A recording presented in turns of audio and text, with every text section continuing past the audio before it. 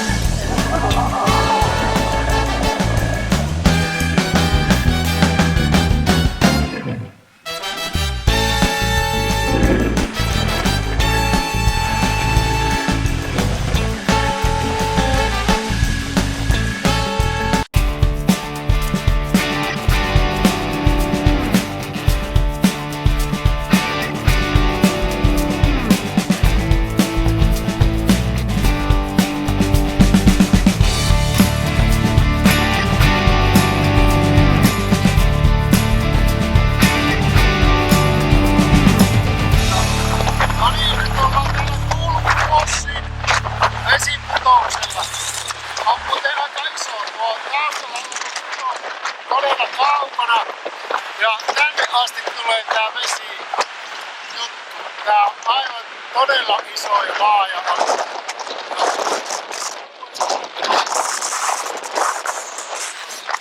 Tuulikin on niin kova, että meinaa ei tonne päin.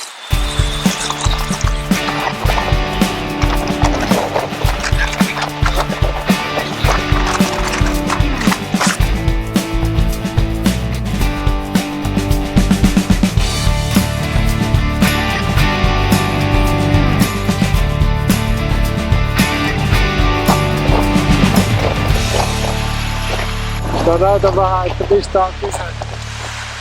Tässä on aivan mieletön tämä putousjuttu.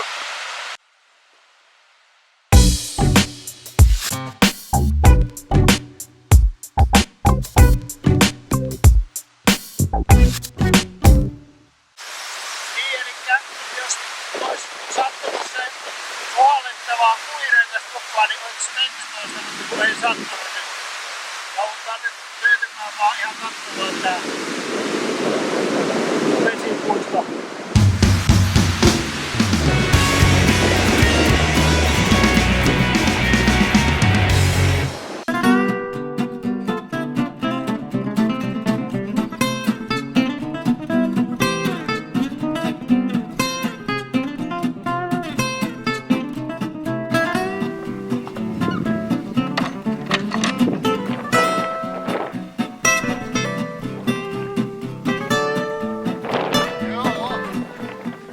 Se sitten, se meidän yömaja on sitten.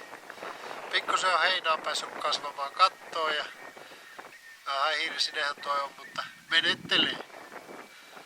Tuommoissa mökeissä ne viikingit on asunut ja moni muukin siellä. Niin kuin näkyy, niin ruohonleikkuri on tarvittu sitten niin kuin pihamaalle ja katon puhistukseen. Aika hieno.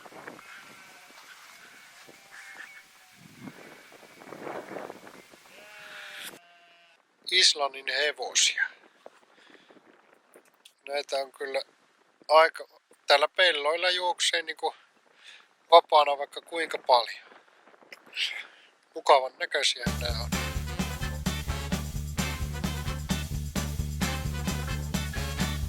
On tämmöiset pitkät turkit, niin ne pärjäävät tämmöisessä luonnossa aika hyvin. Joo, siellä se Hekla näkyy.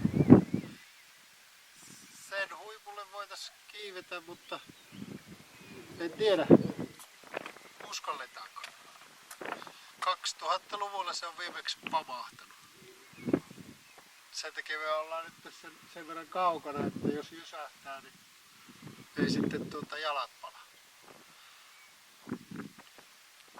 Nyt ollaan tämän Golden Circlen viimeisellä paikalla ja tuossa oikealla on tommonen kirkkorakennus. Se on tuhoutunut vissiin tässä Heklan ja räjähyksissä ja maanjäristyksessä. Ne on rakentaneet se uudelleen tuon koko kirkon siihen. Tässä ympärillä on sitten ne rauniot, mitä se on tuhoutunut ne kylän ympäristössä. Hyvää huomenta.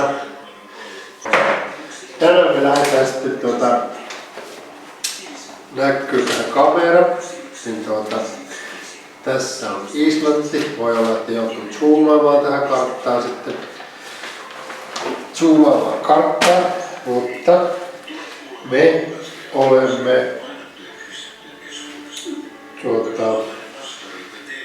olemme tällä hetkellä tuolla kohti. Ja me tästä lähdetään matkaamaan tänne tätä yläkautta ja todennäköisesti täällä Reykjavikin pohjoispuolella olevilla alueilla kierretään tänä päivänä. Siellä on monenlaista satamaa ja sitten käydään Reykjavikissa. Semmoinen varmaan 150 kilometrin lenkki tehdään tuolla punaisella Ferrarilla. Suunnitelmissa on, että 2 päivää kierretään täällä ja sitten lähdettäisiin tuonne ihan Reykjavikin tai Islannin pohjoisosaan tämmöiselle tuliperäiselle alueelle sitten perjantaina ja lauantaina. Tämmöiseen suunnitelmaan. Nyt on valtavan hieno aurinkoinen sää. Voisi melkein shortsit laittaa. Että tämmönen päivä luvassa.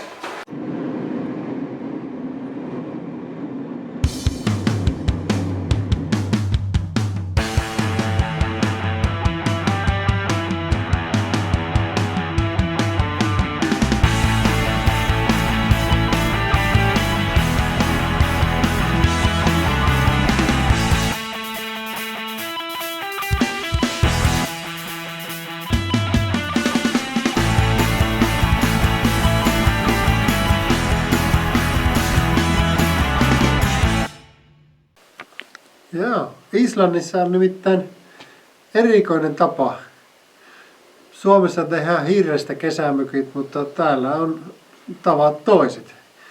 Tämmöisiä laavakiviluolia on siellä ja sitten tänne on kasvanut tämmöistä vihreitä sammalta seiniin, niin kuin tapetiksi laitettu tällä tavalla ja tuolla on sitten vessa, että jos niin kuin tulee kesken mökkireissun vessahätä, niin tänne voi sitten miehet tietysti näin ja naiset sitten näin. Täällä on semmoinen valtava monttu tuonne, eikä tarvii, en tiedä, petästä ja tyhjentää milloinka tarviiko. Vähän matala on suomalaisille, mutta kuitenkin hyvä. Ja nuotiopaikka kannattaa sijoittaa varmaan tuonne, kummiko kannattaakaan sitten. Tää on tämmönen niin kuin, oiskohan 100 neliön kesämökki. Ja huikeilla vuoristomaisemalla. Kannattaisiko tilata itselle tai ostaa? On kyllä aika siisti. Tämmönen paikka.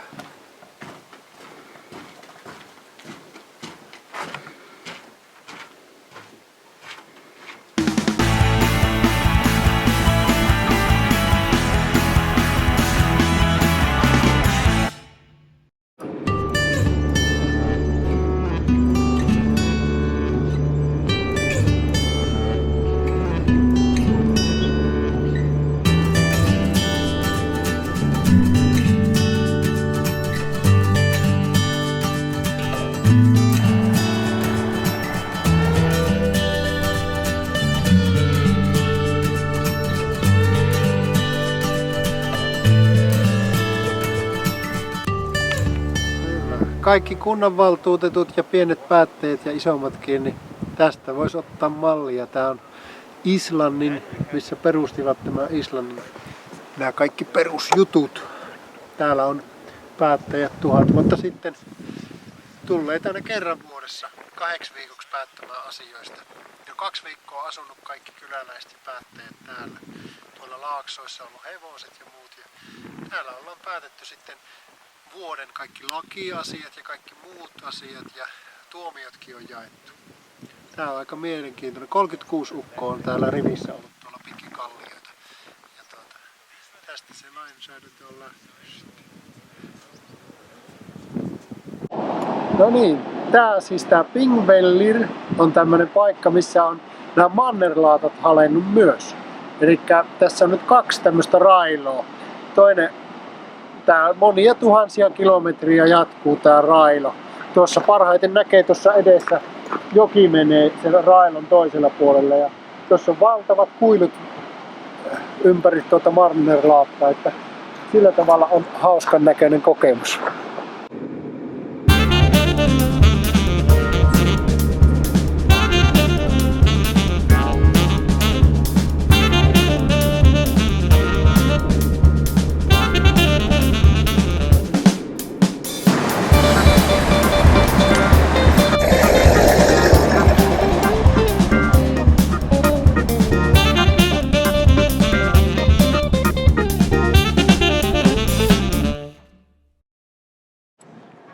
No niin, nyt sitten ollaan niinku Capital City, pääkaupunki, Reykjavik. Täällä on nimittäin oikein superhieno myymälä lunneille. Että jos haluat lunni ostaa, niin siellä on ihan koko myymälä täynnä lunneja. Ja tämmöisiä pikkukatuja on täällä aika paljon. Hirveän paljon ruokapaikkoja ja kaikkea muuta. Ja sitten on kaikkea muuta. Tuossa ollaan nyt menossa, tuolla on tuo pääkirkko, aika tämmönen raketin näköinen rakennus tuolla toisella suunnalla. Sinne mennään ja otetaan joitain kuvia sieltä. Että täällä on aika simppeli kyllä ajella täällä Islannin keskustassa ja ilmaisia parkkiakin löytyy paljon, että niin mekin löydettiin. Me lähdetään kirkkoon. Heippa!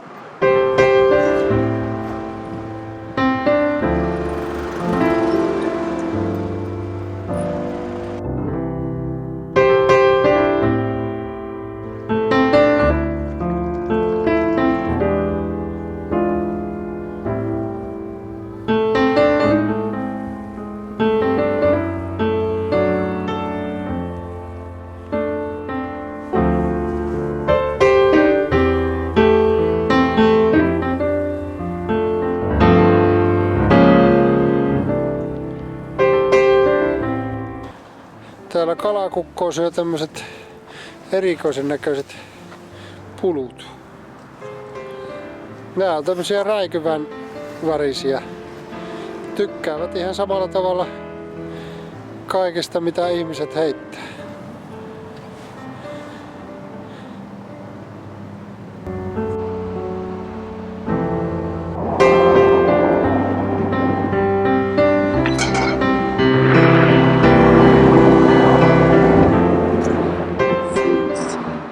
Täytyy sanoa, että jos sinulla on vähänkään tämmöistä lukuhäiriötä, niin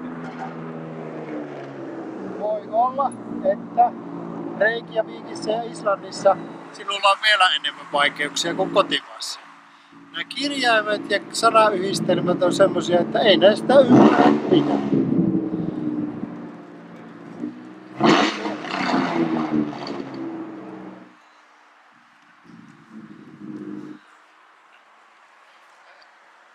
Elikkä toi tuna, mikä tuossa on, toi minori, niin sillä ne on matkustelleet ennen aikaa kovasti. Valtion rautateet, huomaatte, että pienempi saari, niin paljon pienempi veturi. Suomessa on paljon isompi maa, niin paljon. Mutta joka tapauksessa täällä on ihan selkeä ongelma se, että nämä niin kaikki kirjaimet on laitettu epämääräisesti peräjälkeen ja opeteltu ymmärtämään ne sanat. Jollain kummallisella epälogiikalla ne on tehty. Ja todella vaikea ymmärtää mikä on mikäkin katu, kun ne on vielä ne sanat niin valtavan pitkiä. Että tämmönen spiikki täältä kohtaa.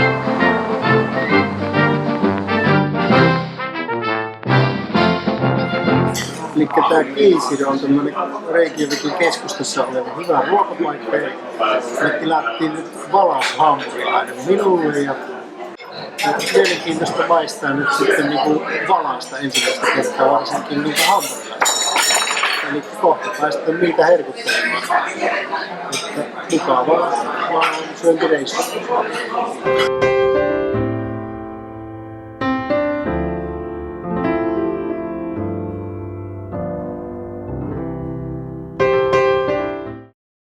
Elikkä nyt sitten saatiin valasburgeri.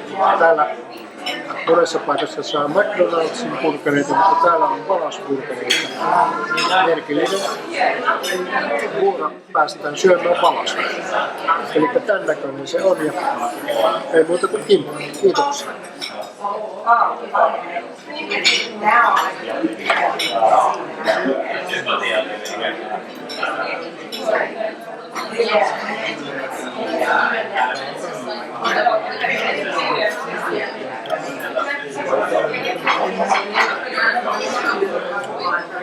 Hyvä makuista. Kannattaa kalastaa.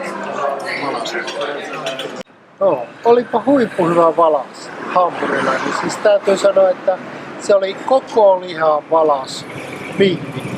Eli Reykjavikissa, jos haluat kunnon Valas pihvin, menet tonne Geisin Bistroon ja maistele siellä Valas hampurilainen. 2500 kruunua, edullinen hinta ja huippu hyvä makuinen juttu. Kannattaa tuolla kyllä käydä.